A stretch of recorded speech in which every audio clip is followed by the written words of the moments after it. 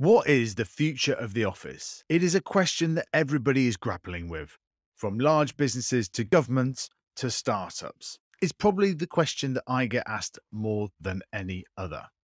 And that's why I invited Lucy Minton on my podcast, Jimmy's Jobs of the Future, to talk about this. Lucy is a leader in thinking about the future of the office. Her company, Kitt, recently designed the offices for the milk brand Oatly, which you can now see on your screen.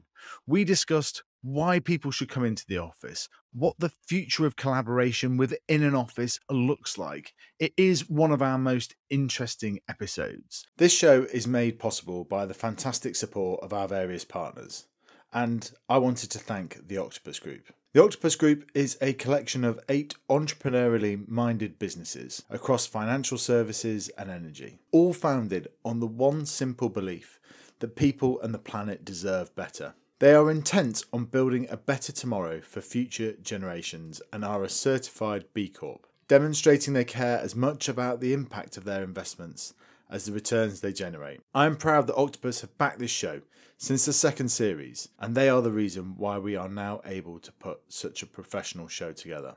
To hear more about what they do, it is worth checking out previous episodes with the founders Chris Hewlett and Simon Rogerson, or the CEO of their investments arm, Ruth Hancock. If you want to see how you could partner with us, go to our website at www.jobsofthefuture.co.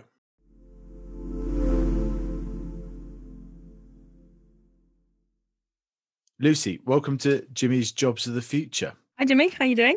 Very well, thanks. Now, one of the first questions that we're asking this series is, where did your name come from? So where did the name Kitt come from?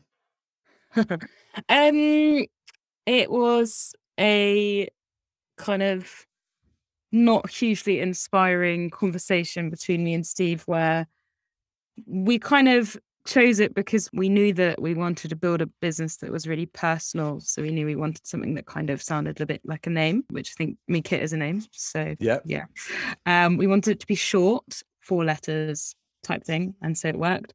And then there was a very vague, rather embarrassing, tangential link to a 80s TV show, which I can credit my husband with, where there's a robotic car called KITT. And we kind of felt like it was an interesting combo of the 2 things I explained, and then also a bit of like tech element, robotic car. But it's kind of embarrassing to look back on now. It's good it's recorded. But talk us through kind of your March 2020 and tell us about the idea behind the business that you first started and the kind of dramatic evolution that it's been through over the last couple of years. The founding of the business was really embedded in the experience we had when we were running a startup called Just Parks. So both of us were kind of early employees. I joined kind of the first employee, and then Steve was about 10 or 15. For us, we received some funding. We were moving offices. It was a really exciting, quite pivotal time for us, where we were moving from a shared space to our own space. And I, for some crazy reason, volunteered to kind of lead the project and take charge of the search and the kind of the process of getting us in. And it was just the most painful experience. I cannot reiterate that enough. It was like nothing else we did as a business. I was completely out of action for 3 months. And really at every turn within the process, it felt like the whole system was kind of geared against us. And when Steve and I were reflecting on the next step after this experience we'd had at Just Park, we were thinking about kind of what problems we could solve that we faced in our own lives. We just kept coming back to this because we felt it was, for us, it was like the biggest opportunity for building an amazing culture, an amazing brand, but such hard work and also such a high cost. And it just felt like one of those things that surely had to be better than it was. And yet, in our view, there were a few kind of mini disruptions within the real estate space with things like WeWork obviously made a lot of noise and lots of serviced offices popped up. And I think there has been disruption, but mass market disruption hasn't really taken place yet. And there hasn't really been the thing that pushed it to change. And I think what's so interesting about the time at the moment is our belief is COVID really was that time. It was that huge kind of dynamic shift that will change the way the market operates. And I think for the first time, companies have a real viable option that isn't coming into the office every day.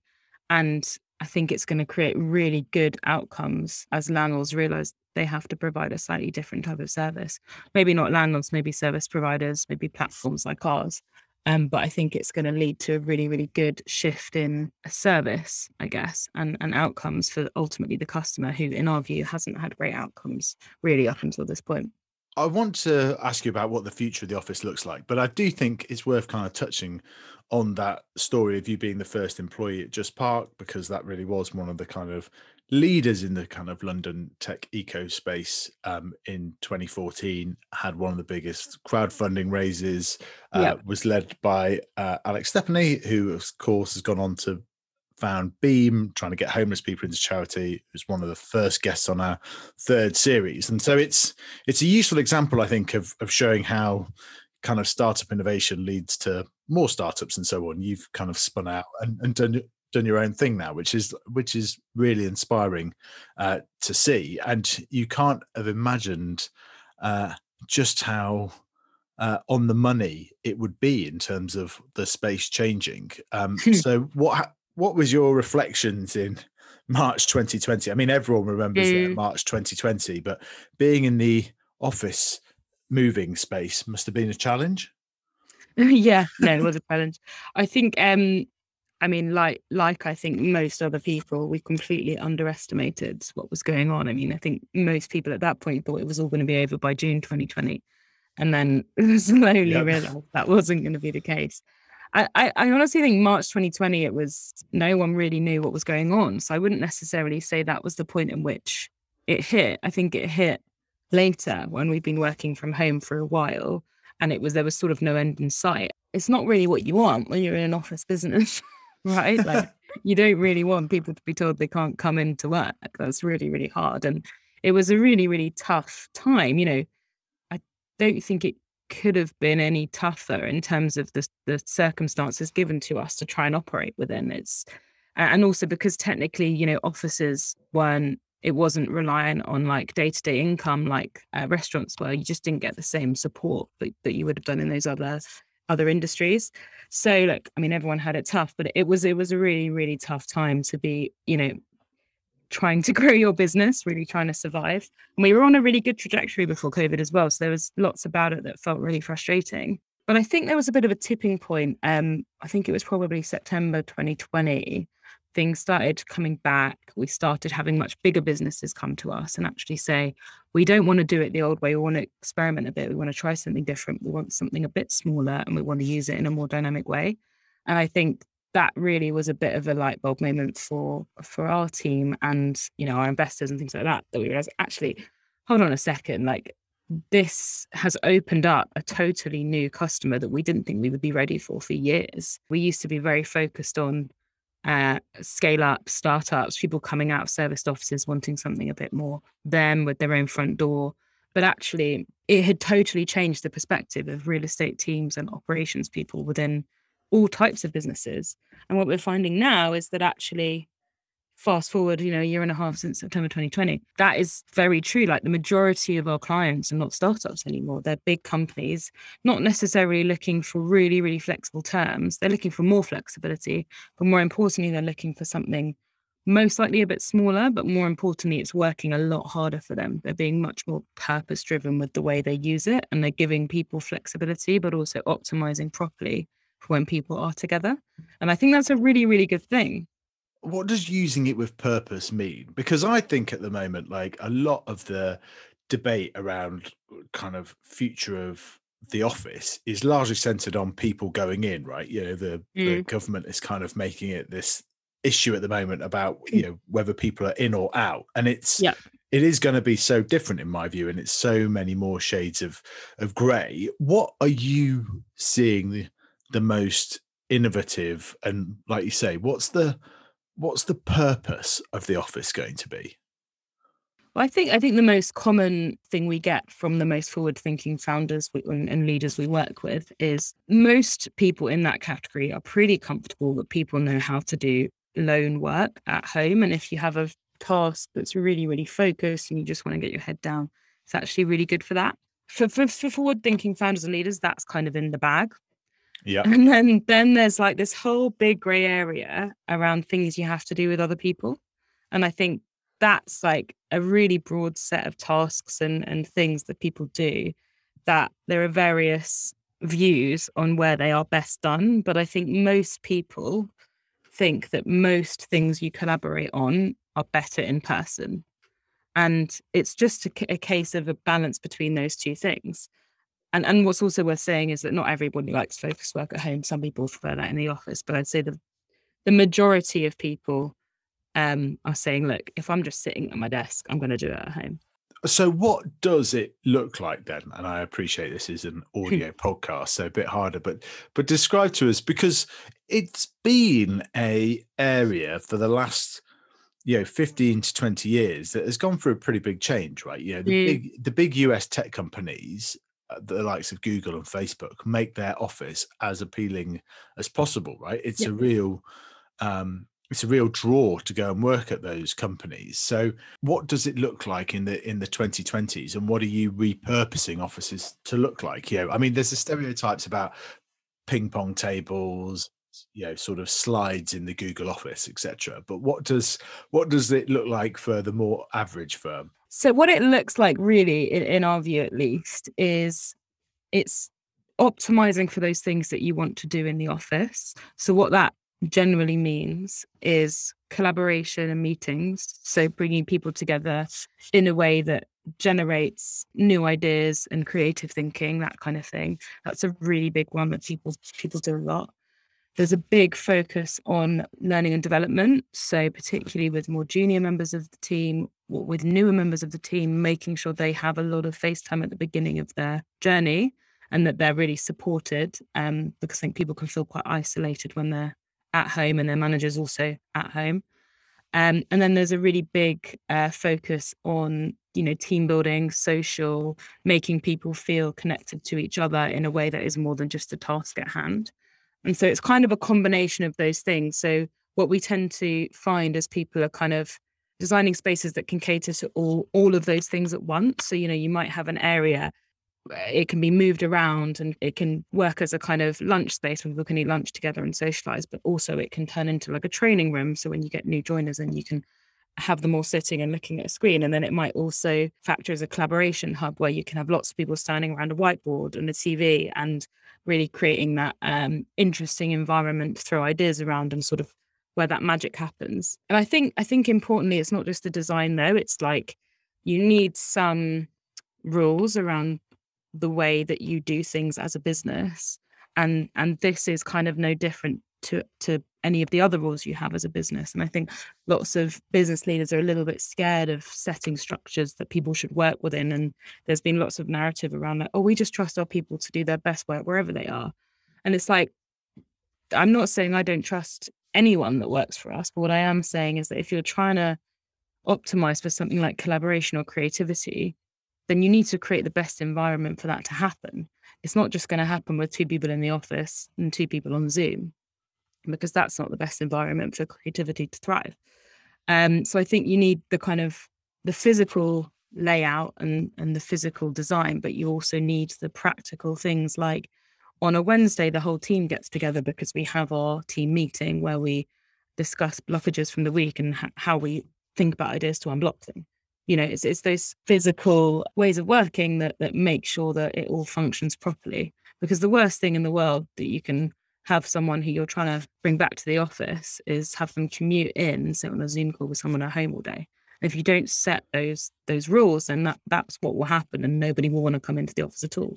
How often are you seeing companies potentially move? I mean, I was struck, sometimes talking to Tom at Monzo when I was in number 10, just, every time that I'd offered to go and see him or whatever, You're in a different office. be in a different office, right? And I it's one of those things you don't really think about until we kind of have this conversation about, well, that must have been a huge amount of time and energy spent moving all those people around all of the time, and quite disruptive as well for people's commutes, etc. as well. Yeah, I mean, honestly, the whole process of it is extremely long-winded and exhausting. And I think companies, particularly fast growth companies, find it really hard to plan ahead. And so they end up committing to 1 or 2 years at a time, which is perfectly reasonable because, you know, if your business is very volatile and you have a massive increase in headcount or the opposite, you know, there's lots of that going on at the moment, then it is tricky to commit to longer than 1 to 2 years.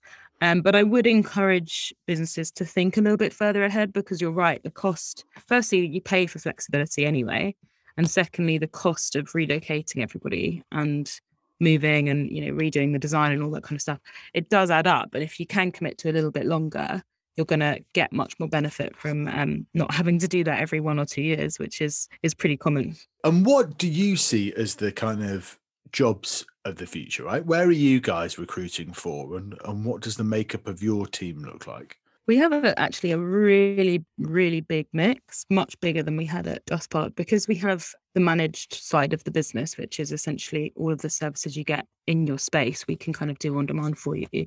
We have everything from in that we have everything from IT specialists, facility specialists, designers, project managers, you know, all these people who are very amazing experts in their field. But then we also have, you know, the typical teams you get in any business. We've got a tech team, we've got product team, marketing, account management, sales, you know, really, really broad mix of people.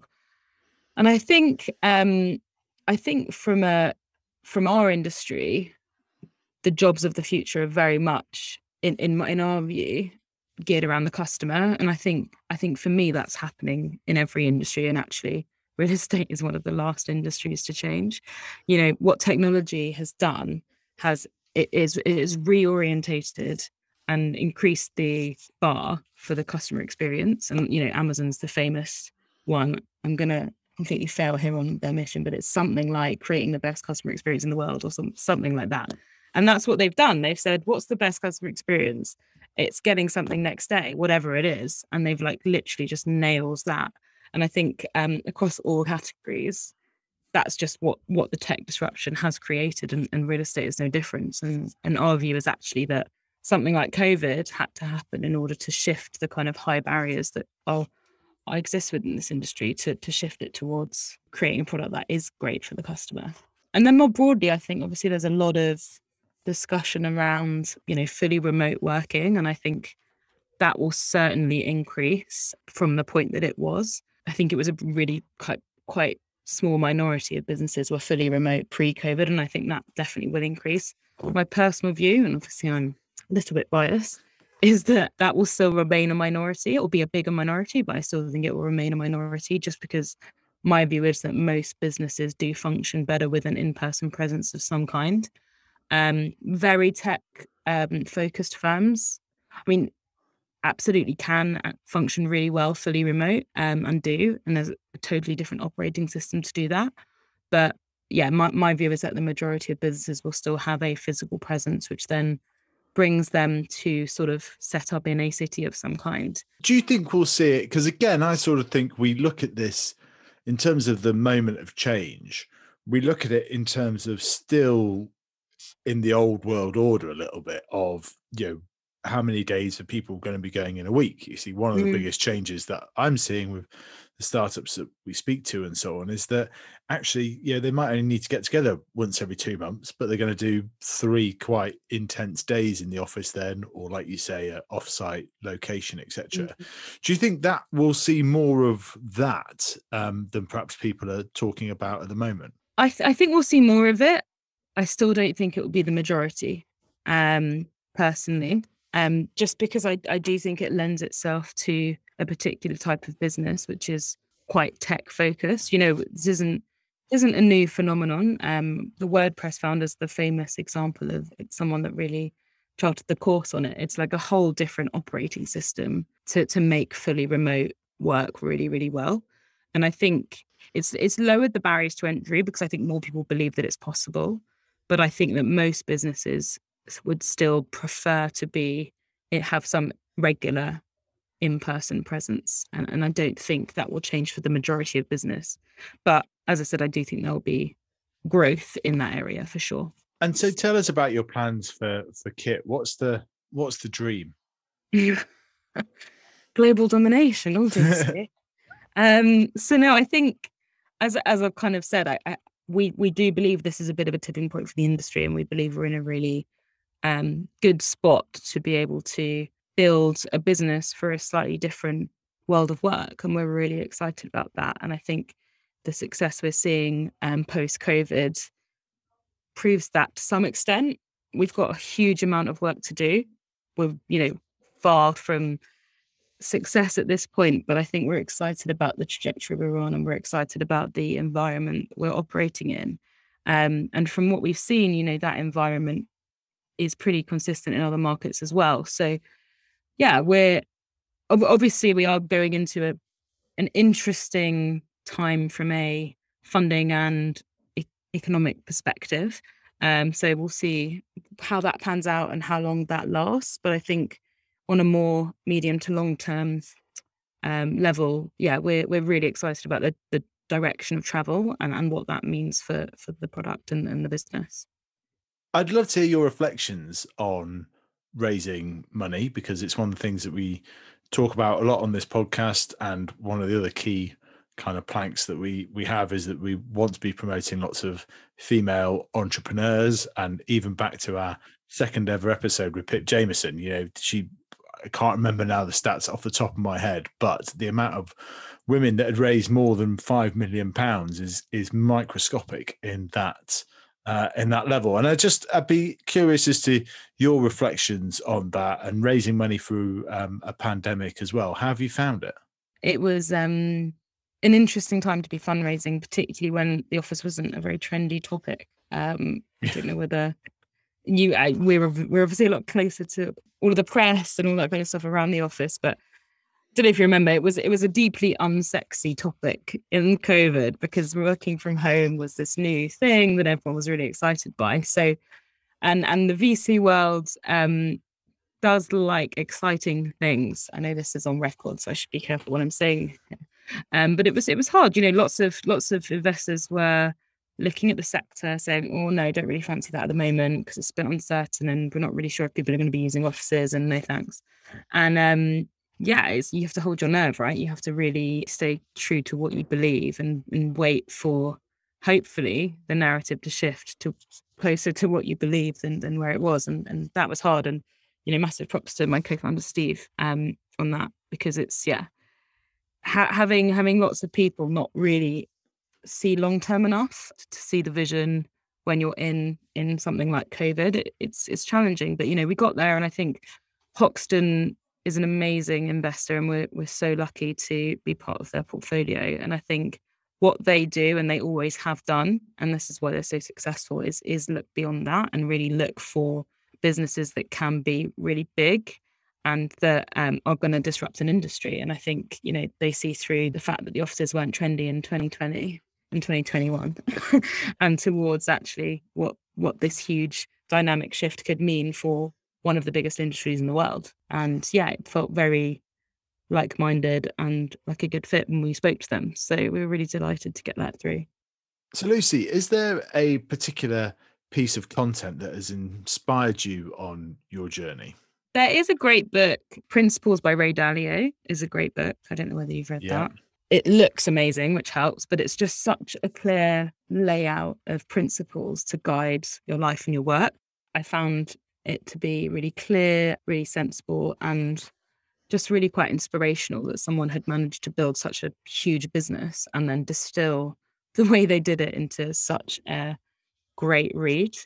Another great book, actually, which it's a series of books that I was recommended by a friend that I've been working through, which is more operationally how to kind of work a business. And the book I really liked was The 5 Dysfunctions of a Team, which is Patrick Lencioni. It's kind of written in story style, so it's kind of a made-up business that has this really dysfunctional management team, and a new CEO comes in to try and sort them out. And I just think it basically boils down to communication and feelings, and if you can figure out how to communicate properly and make people feel good, then you can get a long way in life and a long way in business. And I think that's a great book for anyone more on the operational side of a business. How have you done that over the last couple of years? Because we touched on that previous answer about funding and so on. You've had a challenge of being seen as like like you said, in an unsexy kind of business and so on. Like, how do you kind of keep that motivation going, and how do you keep communicating that to your team as well? Well, do you know what's probably less sexy than offices? Parking. So So you're moving up the we had great experience.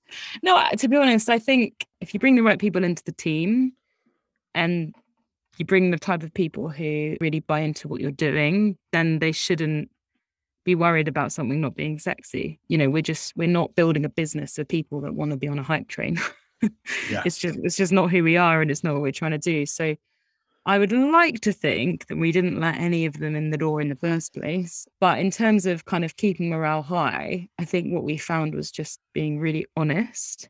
And we didn't get it right. You know, I'm sure lots of businesses found that in the early days, communication was really hard and there was a bit of misinterpretation. And, you know, no one knew what was going on in the world. So everyone was a bit on edge anyway. So that was hard. But I think as we moved on, I think people just really appreciated honesty and transparency, because they don't expect you to be all seeing and all knowing, because it was a totally crazy time and nobody knew what was going on. So as long as you can keep the communication flowing and don't lie as well, right? It's very easy to be like, guys, it's all going to be okay because we're going to be out of here in a month and then we're going to grow again and it's going to be great.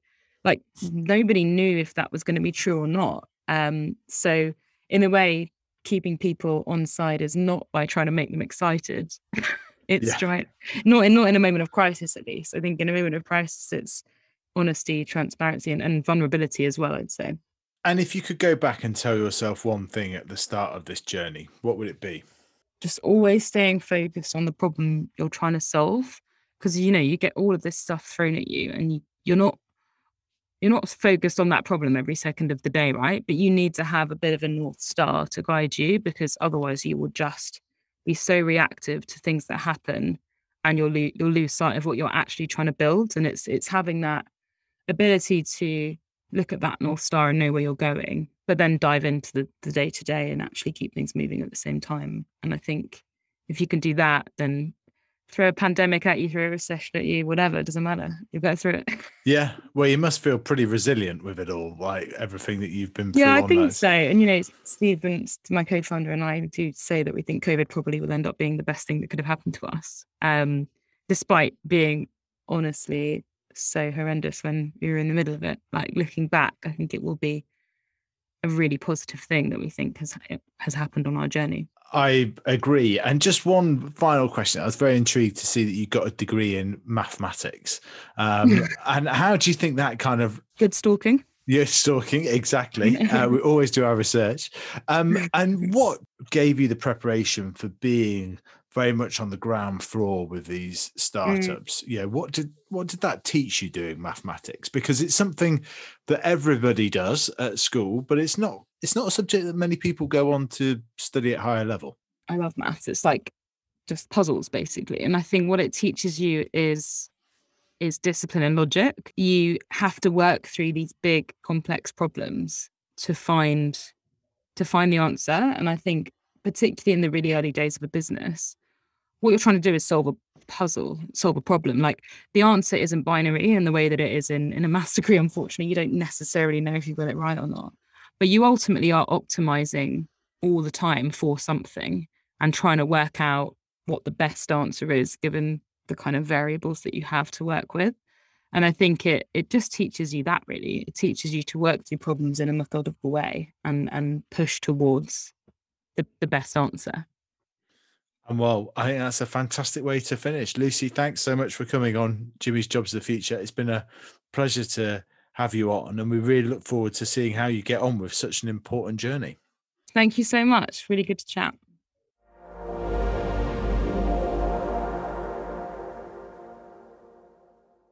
Thanks for listening to Jimmy's Jobs. One of the ways that we make this show possible is by the partners that we have that support us. They can be like today's, like the Octopus Group or the FinTech Alliance, but also we've done more consumer-facing brands like Primary Bid and Beer 52. You can go to our website and check out more details at www.jobsofthefuture.co. The other way the show is made possible is by me going into organisations and talking about jobs of the future and the talent that is required to fill those jobs, how you retain them, how you attract them, and how great teams are built that can achieve superb things that we hear about on this show. If you want to know more on that, drop us a line at hello@jobsofthefuture.co.